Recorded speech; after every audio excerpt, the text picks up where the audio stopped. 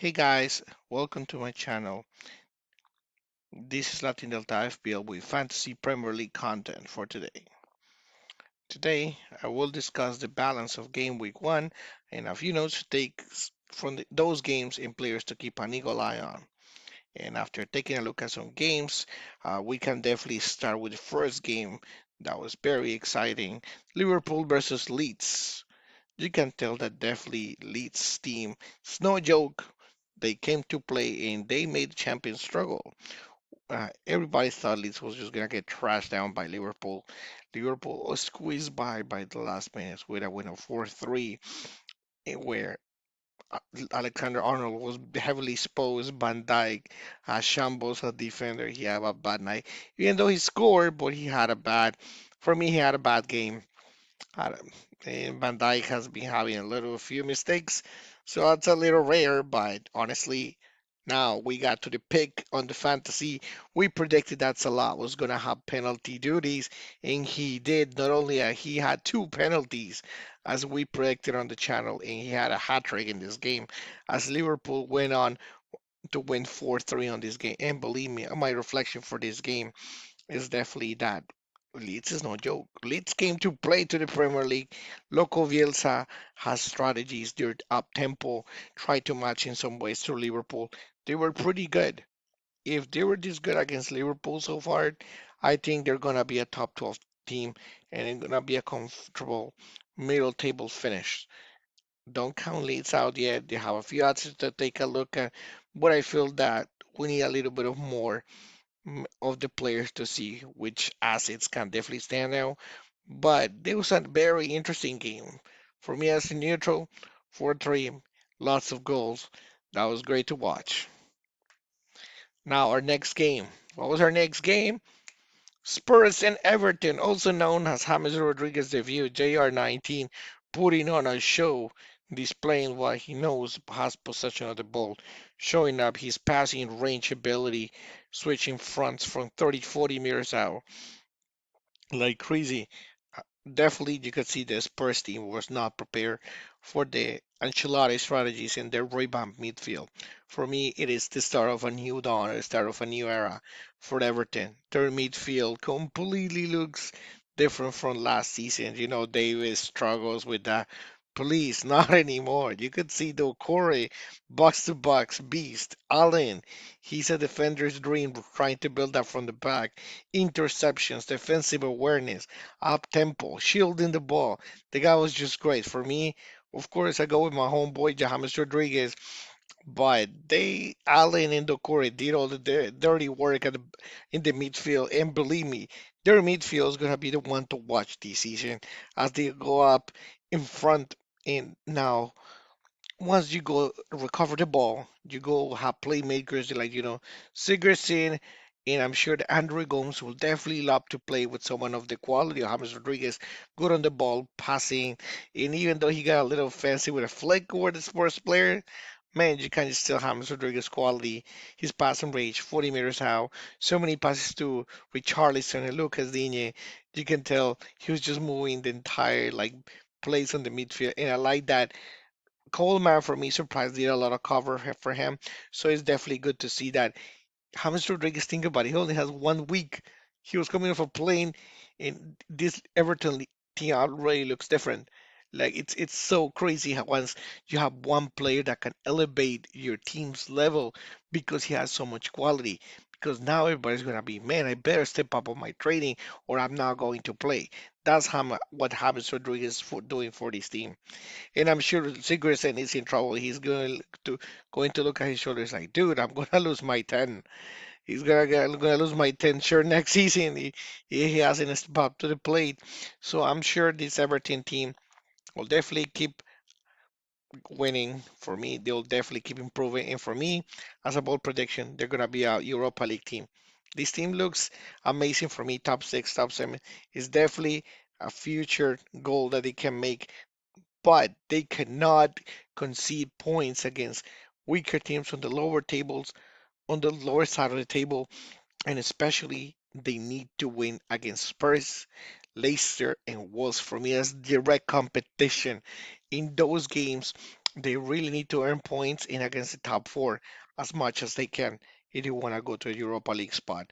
For me, assets to look right away stand out. Calvert-Lewin with a great header, and with that they won 1-0. But Richarlison, oh man, he wasted a few chances. He should have been 2-0. But the notes from this game is that Everton completely outclassed Spurs. They should have won 2-0 at least. Pickford actually had a pretty good game. Okay, and as Spurs, they look to struggle. I heard they're making moves in the transfer market, so let's see about Reguilon and Bale. I heard they're bringing Bale, so let's see how it pans out. So let's check our next game.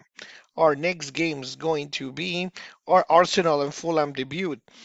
Once you think about William Stiller debut in Arteta's system, oh man, that was crazy how William step out to the plate, and believe me, Arteta put Pepe 60 million signing on the bench for this guy, and this guy delivered. William just went nuts, creating, pulling all the strings on the team with 3 assists. For me, he was man of the match. For me, he was just a creative sense. Remember, William can play on the wing, restore the center. He just tried to play everything. And believe me, there is 3-4-3 system of Arteta. I've seen a few coaches struggle with it, but Arteta is just working marvelous things on this team. Arsenal looks completely different. They have high hopes for the season. They are a Europa League team thanks to their FA Cup win, and not only that, they got a Community Shield. And to top it all up, Aubameyang signed a new contract deal. So believe me, this Arsenal's team is full of positivity. You can tell. And also debuted Gabriel. Gabriel, this guy came in from Lille.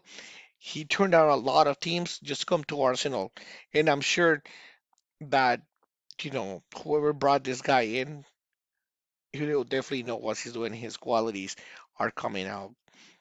So Arsenal, they're looking good, but believe me, as the top, the next four fixtures they look a little tough. So I'm sure I'm still gonna keep up on me for one more game, and we'll see how it goes for the next one. So let's take a look at our next game. Chelsea and Brighton, and they're Chelsea's new signings. But if you take a look at Brighton, Lamptey, oh man, he was so good entire game. I'm sure Chelsea's not regretting selling this guy. This guy for me, he was crazy. He was unmanageable at times. He was just down the wing fast, covering for me. He was a definitely keep an eye on this guy. He was very impressive for me, but it's just in the end Chelsea had too much voltage for Brighton as they beat completed 3-1. For me, the Reece James goal was crazy goal, was coming out of nowhere. But whoever impressed me the most, and for me, I had all my money on him was Timo Werner. For me, he was made for the Premier League's pace, power, clinical shooting. He was just unlucky not to score, but he got the penalty, and that's why Jorginho. So that's why he got an assist in there. The one that kind of struggled for me was Havertz. I was expecting a little bit more for Kai Havertz. So I have to look into maybe replacing him or not. Now the big boys are coming up, Manchester United and City for this game week 2. So I have to look into them, few changes. But believe me, Chelsea still has good fixtures. The problem is now Werner has a knock. He has been updated as having a knock after the game. So yeah, that's a little bit of a problem. So we have to look into that for possible, take a look what's going on. Keep an eye on him, higher bulbs, and we might have to transfer him or not. We have to wait. Our next game, Leicester, and some players good to be like Castagne. Castagne from Atalanta, they got him from Italy, and he was a bench player because he could not keep up with Gosens and Hateboer. But believe me, he came to play to the Premier League. What a debut, son. He scored on his debut. Not only that, he was very good on the ball. He definitely he was going to help out this Leicester side that for me just was just way too strong for West Bromwich as they made it back to the Premier League. And again, it's a body party. He scored twice. And for me, I kind of regret now having bodied the team because Leicester gonna keep scoring. And for me, I was taking a look at Barnes. Barnes almost had a goal for him. Oh, I was just lucky that he not have a goal because I was gonna put him on my team, but I decided with someone else. But yeah, man, he was good. For me, Leicester definitely have a great mentality. They step up, and for me, they're looking strong. They're looking still strong. And West Bromwich had some stuff to do, man. For me, for their season, I just hope they can survive. But that's the mentality. They gotta fight for the spot in the Premier League. Now let's go to our next game. Newcastle and West Ham. For me, after you see that West Bromwich struggling, if they get demoted or not, West Ham might be on that fight too. Their season just is not looking good so far. And I heard those had a chart there, put the positivity around the people around West Ham season is like 8%, 10%. So they're not very positive about the team. They just look like they lack life. They lack ideas. There was nothing going on for West Ham. Moyes, man, for me, he's my pick to get sacked first. I don't know if they're gonna change it around. I hope they do, but they're not looking good. And obviously Newcastle. Newcastle picked this as a huge advantage. They got the ball away and they got away with this game as they beat New West Ham. They beat them 2-0 with Wilson. Wilson is at keep an eye on this guy. Newcastle with little funds, they brought Fraser, then they got Wilson, and also they got Jamal Lewis. So keep an eye on these guys. And for me, um, now on their team, Wilson is definitely keep an eye on this guy. If he can continue to score like he did with Bournemouth, he's worth picking up at a decent price. So you could definitely take a look at that. And for me, the notes on this game just was has a mentality. They look fairly negative with the whole Diangana being sold to West Bromwich, and they don't look happy. I mean, the players don't look like very well together. And Newcastle's attitude and tempo definitely beat them up on this game. Let's look at other notes from this. From what you saw so far, Everton, they got James Rodriguez right there, JR19. We got Richarlison, Dominic Calvert-Lewin, and Digne. The next three fixtures look very promising. West Bromwich at home, Crystal Palace away, and Brighton at home. So look at that, the difficulty rating right there. Twos, twos across the board. They're definitely worth taking a look, and already keeping my eye on who to switch for maybe one of the Everton assets. The Toffees are on the rise. Now for Chelsea, Werner Pulisic, Havertz, Reece James had a great game. He might be worth picking up, especially because they haven't figured out Nespilicueta seems to be injured.